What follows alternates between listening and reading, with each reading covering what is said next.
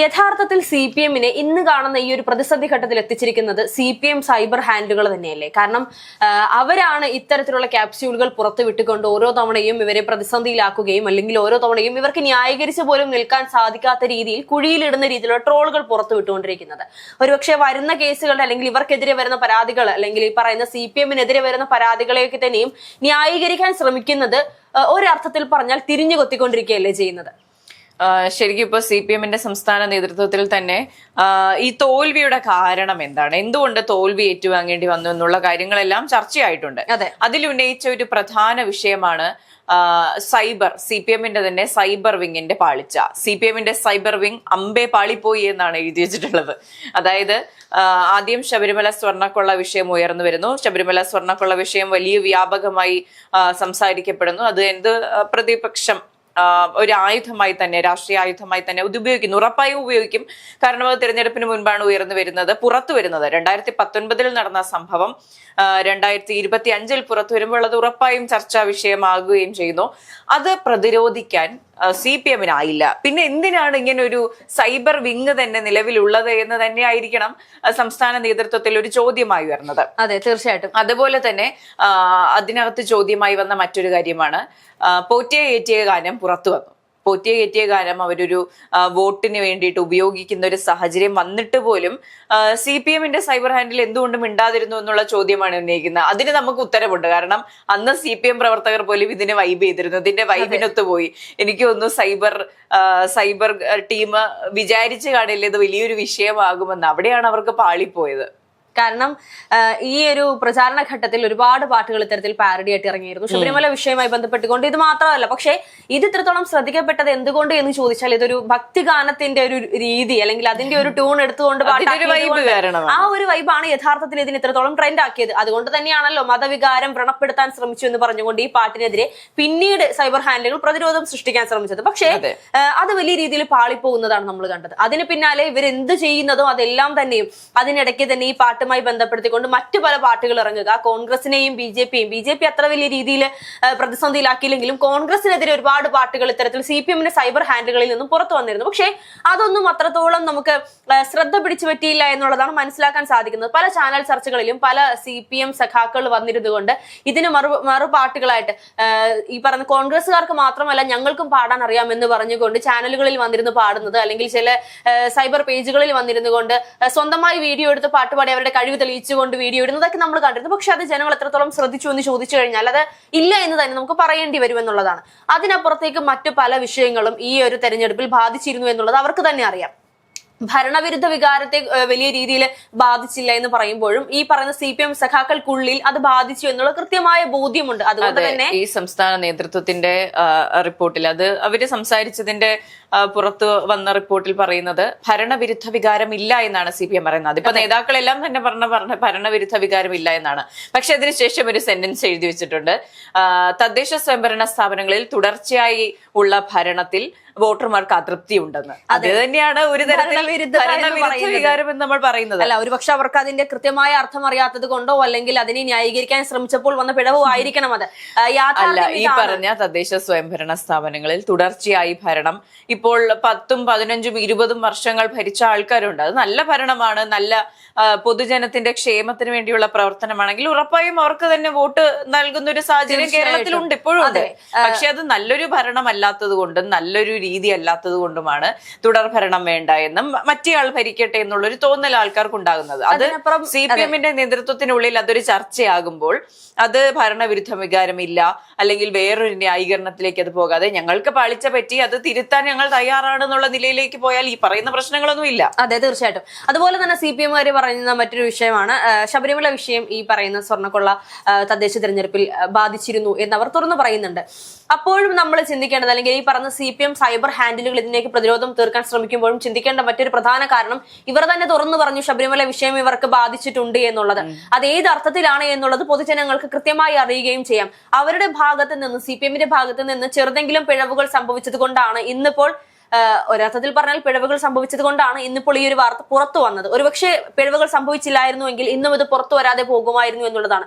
ഈ അയ്യപ്പ സംഗമം നടത്തിയ സമയത്താണെങ്കിലും ഇവർ പറഞ്ഞിരുന്നത് 2019 ഇവർ നടത്തിയ ആ ഒരു സ്ത്രീ പ്രവേശനം അതിന് ബദലായി അല്ലെങ്കിൽ അതിന് ഈ പറയുന്ന ഭക്തരോടുള്ള ഒരു മാപ്പപേക്ഷിക്കുന്ന രീതിയിൽ അല്ലെങ്കിൽ ആ ഒരു കുറ്റബോധം കാരണം കൊണ്ട് അയ്യപ്പ സംഗമം നടത്തുന്നു, ഭക്തരെ ചേർത്ത് പിടിക്കുന്നു, ന്യൂനപക്ഷത്തെ ചേർത്ത് പിടിക്കുന്നു എന്ന് പറയുമ്പോഴും ന്യൂനപക്ഷം കൃത്യമായി അറിയാം CPM-കാരുടെ ഇന്നത്തെ ഒരു അജണ്ട എന്താണ് എന്നുള്ളത്. അവർ കൃത്യമായി ചെയ്യുന്നത് ന്യൂനപക്ഷത്തെ മാറ്റി നിർത്തിക്കൊണ്ട് ഭൂരിപക്ഷമായിട്ടുള്ള ആളുകളെ, അതല്ലെങ്കിൽ സാമ്പത്തികമായി താഴെയുള്ള അല്ലെങ്കിൽ തൊഴിലാളികൾക്ക് വേണ്ടി പ്രവർത്തിക്കുന്ന പാർട്ടി എന്ന് പറയുമ്പോൾ പോലും ഈ ഒരു കുറഞ്ഞ കാലങ്ങളായി നമ്മൾ കാണുന്നുണ്ട് അവർ ചെയ്യുന്നത് അത്രത്തോളം വ്യവസായികളെ അല്ലെങ്കിൽ അത്രത്തോളം വലിയ വലിയ ആളുകൾ അദാനിയുമായുള്ള വിഷയങ്ങളൊക്കെ നമ്മൾ കണ്ടിരുന്നു. അങ്ങനെയുള്ളവരെ ചേർത്ത് പിടിക്കുകയാണ് നമ്മൾ CPM-ന്റെ ഭാഗത്ത് നിന്ന് നമ്മൾ കണ്ടിട്ടുള്ളത്. ഇത് തന്നെയാണെങ്കിൽ പോലും പൊതുജനങ്ങൾക്കിടയിൽ ഈ പറയുന്ന വിരുദ്ധ വികാരം എന്ന് ഇവർ പറയപ്പെടുന്ന സാധനം വന്നിട്ടുണ്ട് എന്നുള്ളതാണ്. പിന്നെ നമ്മൾ ഈ പറഞ്ഞ സൈബർ ഹാൻഡിലുകൾ, നമ്മൾ കഴിഞ്ഞ ഏതോ ചർച്ചയിൽ ഈ ഷാഫി പറമ്പിലിന്റെ ഒരു കാര്യം പറഞ്ഞു. ഷാഫി പറമ്പിലിന്റെ വീടിന് മുകളിൽ വന്നിരുന്നു കൊണ്ട് കുറെ ആളുകൾ രാവിലെ എഴുന്നേറ്റ് കമ്പ്യൂട്ടർ നിരത്തി വെച്ചുകൊണ്ട് ഓരോ ക്യാപ്സ്യൂളുകളായി കോൺഗ്രസിനെ അല്ലെങ്കിൽ ഷാഫി പറമ്പിലിനെ പ്രൊമോട്ട് ചെയ്യുന്ന കുറെ സാധനങ്ങൾ സോഷ്യൽ മീഡിയയിൽ കയറ്റി വിടുന്നു എന്നുള്ളത്. അത്തരത്തിൽ ഏതെങ്കിലും നേതാക്കന്മാരുടെ വീടിന് മുകളിൽ ഈ പറഞ്ഞ CPM-കാരുടെ വീടിന് മുകളിൽ ഉണ്ടോ എന്നുള്ളത് നമ്മൾ പരിശോധിക്കേണ്ടിയിരിക്കുന്നു. ഇവരുടെയൊക്കെ വേറെ നിവർത്തികേട് കൊണ്ട് ഇരുന്ന് മെഴുകുന്ന ന്യായീകരിക്കുന്ന രീതിയിലേക്ക് ഒരുപാട് കാര്യങ്ങൾ പോയിട്ടുണ്ട് എന്നുള്ളതാണ്. അതെ, ഇപ്പോൾ ഈ CPM-ന്റെ നേതൃത്വത്തില് ഇനി എന്ത് ഇപ്പോൾ പാളിച്ചകൾ പറ്റി സൈബർ വിങ്ങിന്റെ തലയിൽ, ഇപ്പോൾ തിരുവനന്തപുരം കോർപ്പറേഷന്റെ കാര്യം നോക്കുകയാണെങ്കിൽ ആര്യ രാജേന്ദ്രന്റെ തലയിൽ എല്ലാ പഴിയും കൊണ്ടിട്ടതുപോലെ ഈ പരാജയത്തിന്റെ പഴി കുറെ ശബരിമല സ്വർണ്ണക്കൊള്ള വിഷയത്തിലും അതുപോലെ തന്നെ അത് കൃത്യമായി ഇടപെടാൻ സാധിക്കാത്ത സൈബർ വിങ്ങിന്റെ തലയിലും കുറെയൊക്കെ ചാർത്തിയിട്ടുണ്ട്. ഇനി എന്ത് ചെയ്യാം എന്നുള്ള ഒരു കർമ്മ പദ്ധതിയും CPM-ന്റെ സംസ്ഥാന നേതൃത്വത്തിൽ ഉയർന്നിട്ടുണ്ട്. ആ കർമ്മ പദ്ധതി പ്രകാരം ഇവർ പറയാൻ ഉദ്ദേശിക്കുന്നത് BJP-യിലേക്ക് ചോർന്ന കോൺഗ്രസ് വോട്ടുകൾ കാരണമാണ് ഭരണം പലയിടത്തും പാളിപ്പോയത്, വോട്ട് ഷെയറിംഗ് നടന്നു, അതുകൊണ്ടാണ് LDF-ന് പാളിപ്പോയത് എന്നുള്ള വളരെ വിചിത്രമായ ന്യായഗതികൾ, വാദഗതികൾ ഉയർത്തിക്കൊണ്ടാണ് ഈ പരാജയത്തെ പ്രതിരോധിക്കാൻ CPM ഒരുങ്ങുന്നത് എന്നുള്ളതാണ്. ഇനി അടുത്തു വരുന്ന നിയമസഭാ തെരഞ്ഞെടുപ്പിലേക്കും ഈ ന്യൂനപക്ഷങ്ങളുടെ കൂട്ടുപിടിക്കുക, അല്ലെങ്കിൽ ഇതുപോലെ വോട്ട് സ്പ്ലിറ്റ് ആയി പോകാതിരിക്കുക, ഇത്തരമുള്ള നടപടികളിലേക്ക് കടക്കുകയാണ്. ഇപ്പോൾ തദ്ദേശ തെരഞ്ഞെടുപ്പ് ഫലം പുറത്തു വന്ന സമയത്ത് നമ്മുടെ അടുത്ത് ഒരു CPM പ്രവർത്തകൻ പറഞ്ഞിരുന്നു, നിങ്ങൾ കേട്ടിട്ടുണ്ടോ വിഭജിച്ച് ഭരിക്കൽ എന്ന് കേട്ടിട്ടുണ്ടോ? ഇനി അടുത്ത 6 മാസം മതി പിണറായി 3.0 വരാൻ, 6 മാസം മതി തിരിച്ചു വരാൻ എന്നൊക്കെ പറയുന്നുണ്ടായിരുന്നു. പക്ഷേ ഇവിടെ എങ്ങും നമ്മൾ ഒരു കൃത്യമായ ഒരു സ്ട്രാറ്റജിക്കൽ ആയിട്ടുള്ള ഒരു പ്ലാനിങ് കാണുന്നില്ല. CPM-നെ തിരിച്ചു വരണമെങ്കിൽ ഒരു കൃത്യമായ പ്ലാനിങ് വേണം. പക്ഷെ അത് നടക്കുന്നില്ല. ഇപ്പോൾ തിരുവനന്തപുരത്തിന്റെ കാര്യം നോക്കുകയാണെങ്കിൽ ജോയ് ഉൾപ്പെടെയുള്ള നേതാക്കളുടെ വാർഡുകളിൽ BJP ജയിച്ചു. എനിക്ക് തോന്നുന്നു LDF ഭരിച്ചിരുന്ന സ്ഥലങ്ങളിലെല്ലാം ഒരു BJP-യുടെ അതിപ്രസരം കാണുന്നുണ്ട്. ഇത്തരത്തിലൊരു സംഭവം നടക്കണമെങ്കിൽ അത് LDF-ന്റെ പ്രവർത്തകർ തന്നെ അറിഞ്ഞുകൊണ്ട് തന്നെ ആയിരിക്കണം. അതെ, തീർച്ചയായും. ഉള്ളിൽ നിന്നൊരു ഉൾവലിവ് നടന്നിട്ടുണ്ട്, വോട്ട് ചോർച്ച നടന്നിട്ടുണ്ട്. അത് കോൺഗ്രസിൽ നിന്ന് മാത്രമല്ല, CPM-ൽ നിന്നും CPI-ൽ നിന്നും തന്നെ ഈ വോട്ട് ചോർച്ച കൃത്യമായി നടന്നിട്ടുള്ളൂ എന്നതിന്റെ തെളിവ് തന്നെയാണ് ഇതെല്ലാം. പക്ഷെ ഇതെല്ലാം കോൺഗ്രസിന്റെ തലയിൽ ചാരിക്കൊണ്ട് അല്ലെങ്കിൽ BJP-യുടെ തലയിൽ ചാരിക്കൊണ്ട് ഇപ്പോൾ മറ്റത്തൂരിൽ നടന്നൊരു സംഭവത്തെ ഉയർത്തിക്കാട്ടി മുഖ്യമന്ത്രി വാതുറക്കും. പക്ഷെ അത് കോൺഗ്രസിന് എന്തെങ്കിലും സംഭവിക്കണം, എന്നാലാണ് മുഖ്യമന്ത്രിയുടെ വാദം. തീർച്ചയായിട്ടും ഈ CPM-കാർ ഇപ്പോൾ മേഘ പറഞ്ഞതിൽ നിന്നും പറയുകയാണെങ്കിൽ ഈ ഒരു തെരഞ്ഞെടുപ്പ് കഴിയുമ്പോൾ നമ്മൾ ശ്രദ്ധിക്കേണ്ട പ്രധാന കാരണം എന്ന് പറയുന്നത് LDF-ന്റെ കോട്ടകൾ UDF-നോട് പോലെ തന്നെ BJP-യും നേടിയെടുത്തിട്ടുണ്ട് എന്നുള്ളതാണ്.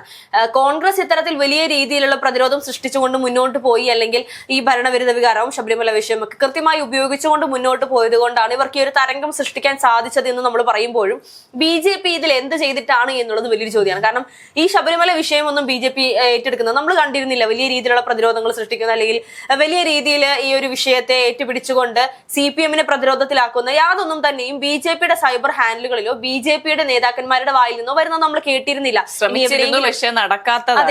അത് ശ്രമിച്ചിരുന്നതാണോ അതോ ഈ നമ്മള് ചില കോൺഗ്രസ് നേതാക്കന്മാർ പറഞ്ഞു ഒളിഞ്ഞും തെളിഞ്ഞും പറയുന്നത് പോലെ CPM BJP സഖ്യമായിരുന്നോ എന്നുള്ളത് സംശയമാണ്. പക്ഷേ കൃത്യമായി കോൺഗ്രസ് അത് ഉപയോഗിച്ചത് കൊണ്ട് ഒരു കോൺഗ്രസ് തരംഗം സൃഷ്ടിക്കാൻ സാധിച്ചു. അപ്പോൾ BJP എങ്ങനെയാണ് വിജയിച്ചത്? അല്ലെങ്കിൽ തിരുവനന്തപുരം പോലെ ഒരു LDF കോട്ടയായി അല്ലെങ്കിൽ വർഷങ്ങളോളമായി പതിറ്റാണ്ടുകളോളമായി LDF ഭരിച്ചുകൊണ്ടിരുന്ന കോർപ്പറേഷൻ എങ്ങനെയാണ് BJPക്ക് നേടാൻ സാധിച്ചത് എന്നുള്ളത് നമ്മൾ നോക്കിക്കാണേണ്ട ഒരു കാര്യം തന്നെയാണ്.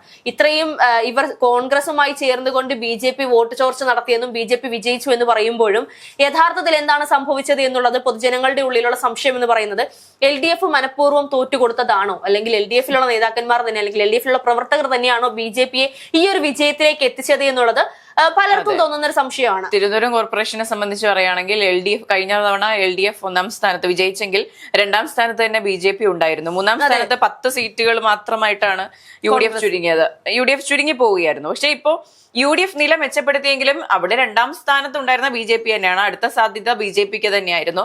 പക്ഷേ തിരുവനന്തപുരം കോർപ്പറേഷനിൽ ഈ പറഞ്ഞ അടിയൊഴുക്കുകൾ സംഭവിച്ചിട്ടുണ്ട്. ഒരിക്കലും ഇല്ല എന്ന് പറയാൻ സാധിക്കില്ല.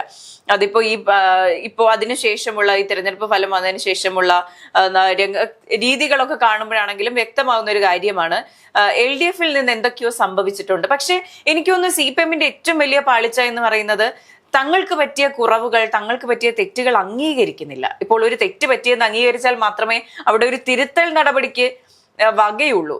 ഇപ്പോൾ UDF-ൽ വലിയ ഗ്രൂപ്പിസമാണ്, വലിയ പടലപ്പിണക്കങ്ങളുള്ള പാർട്ടിയാണ് എന്ന് അംഗീകരിക്കുന്നത് കൊണ്ടാണ് അവിടെ ഒരു തിരുത്തൽ സംഭവിക്കുന്നത്. ഇപ്പൊ യുവാക്കൾക്കും സ്ത്രീകൾക്കും പുതുമുഖങ്ങൾക്കും ഒരു അവസരം കൊടുക്കണമെന്ന് തദ്ദേശ തെരഞ്ഞെടുപ്പിൽ ആവശ്യപ്പെട്ടതുപോലെ AICC ജനറൽ സെക്രട്ടറി ഉൾപ്പെടെയുള്ളവർ ആവശ്യപ്പെട്ടതിന്റെ അടിസ്ഥാനത്തിലാണ് നല്ല സ്ഥാനാർത്ഥികൾ വന്നത്, നല്ലൊരു നേട്ടം ഉണ്ടാക്കാൻ സാധിച്ചത്. അപ്പോ ഒരു കുറ്റമുണ്ട്, കുറവുണ്ട് എന്ന് എവിടെ അംഗീകരിക്കുന്നു അവിടെ മാത്രമേ അവിടെ ഒരു തിരുത്തൽ നടപടി സാധ്യമാകുള്ളൂ, അവിടെ ഒരു വിജയം സാധ്യമാവുകയുള്ളൂ. ഇവിടെയാണ് എനിക്ക് തോന്നുന്നു കോൺഗ്രസിൽ നിന്ന് CPM പഠിക്കേണ്ടത്. CPM പഠിക്കേണ്ടിയിരിക്കുന്നു. തെറ്റംഗീകരിക്കൂ, ഭരണവിരുദ്ധ വികാരം ഉണ്ടായി എന്ന് സമ്മതിക്കൂ, എന്നാൽ മാത്രമേ